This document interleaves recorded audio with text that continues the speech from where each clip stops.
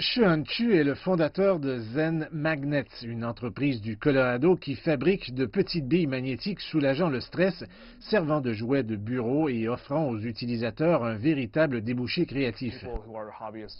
Les amateurs de ces aimants passent des centaines d'heures chaque mois à fabriquer les objets les plus fous avec des centaines de milliers d'aimants. Les vidéos publiées sur le site web de la société montrent quelques-unes des possibilités. Pour fabriquer ces produits, Zen Magnets s'appuie sur des sphères d'aimants au néodyme dont 97% proviennent de la ville de Ningbo en Chine, selon M. Chu. C'est pourquoi une proposition de tarif américain de 10% sur les terres rares l'avait tellement inquiété. Ce serait vraiment dévastateur pour nous. Ce n'est pas comme s'il y aurait une quelconque alternative et si nous ne pouvions pas acheter ces aimants en Chine. Ces barrières tarifaires qui faisaient à l'origine partie des mesures les plus récentes en vigueur aux États-Unis, visant 200 milliards de dollars supplémentaires de produits chinois, ont tellement bouleversé M. Chu qu'il a écrit aux représentants américains du commerce pour demander d'obtenir un allègement. Si la taxe restait en place, a-t-il dit, il cesserait ses activités dans quelques semaines et serait contraint de licencier tous ses employés.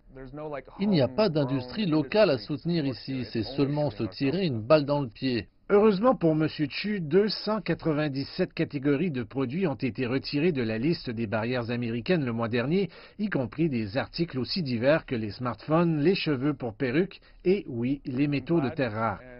Je suis heureux et c'est un grand soupir de soulagement. J'étais presque certain qu'on m'imposerait des barrières tarifaires. Ce n'était pas la première rencontre de M. Chu avec le gouvernement américain. En 2012, la Commission américaine de la sécurité des produits de consommation a demandé à Zen Magnets de cesser de vendre ses aimants, affirmant qu'ils constituaient un danger pour la sécurité des enfants qui les ingéraient. Je pensais que c'était scandaleux et stupide et que nous n'aurions pas ces problèmes si nous vendions ces aimants comme des munitions.